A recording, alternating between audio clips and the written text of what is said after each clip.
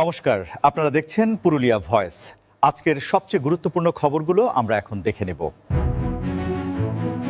নির্বাচন কমিশনের পক্ষ থেকে প্রকাশিত জেলাভিত্তিক যোগ্য এবং যোগ্য নন এমন ভোটারের পরিসংখ্যান দেখে নেওয়া যাক এক ঝলকে।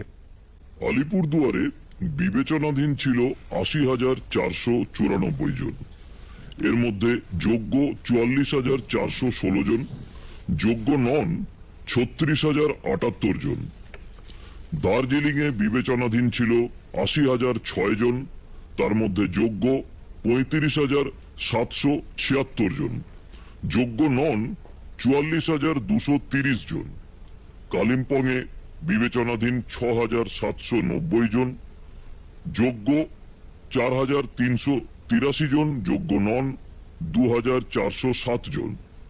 জলপাইগুড়িতে বিবেচনাধীন ১,০৮,১৯২ জন, যোগ্য ৭২,৮৩৬ জন, যোগ্য নন ৩৫,৩৫৬ জন। কোচবিহারে বিবেচনাধীন ছিলেন ২,৩৮,১০৭ জন, যোগ্য ১,১৭,৩৮২ জন, যোগ্য নন ১,২০,৭২৫ জন। উত্তর দিনাজপুরে বিবেচনাধীন ৪,৮০,৩৪১ জন, তার মধ্যে যোগ্য ৩,০৩,২৬১ জন, যোগ্য নন ১,৭৬,৯৭২ জন। দক্ষিণ দিনাজপুরে বিবেচনাধীন ছিলেন ১,৩২,২৫৮ জন, এর মধ্যে যোগ্য ৫৫,৪৯০ জন, যোগ্য নন ৭৬,৭৬৮ জন। মালদায় বিবেচনাধীন ৮,২৮,১২৭ জন, যোগ্য ৫,৮৮,৬৫৭ জন, যোগ্য নন ২,৩৯,৩৭৫ জন।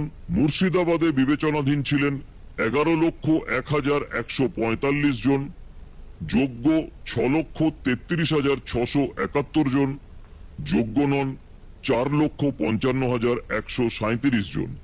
নদিয়ায় বিবেচনাধীন ২,৬৭,৯৪০ জন, যোগ্য ৫৯,৩১৪ জন, যোগ্য নন ২,০৮,৬২৬ জন।